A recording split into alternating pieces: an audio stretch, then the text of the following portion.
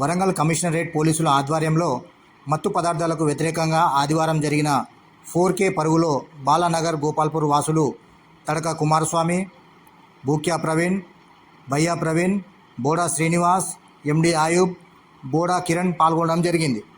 అదేవిధంగా తడక కుమారస్వామి మాట్లాడుతూ ముఖ్యంగా యువత గంజాయి మరియు డ్రగ్స్కు దూరంగా ఉండాలని పిలుపునివ్వడం జరిగింది. ఈ కార్యక్రమంలో పాల్గొన్న వాళ్ళందరికీ సిపి వరంగల్ గారు అభినందించడం జరిగింది.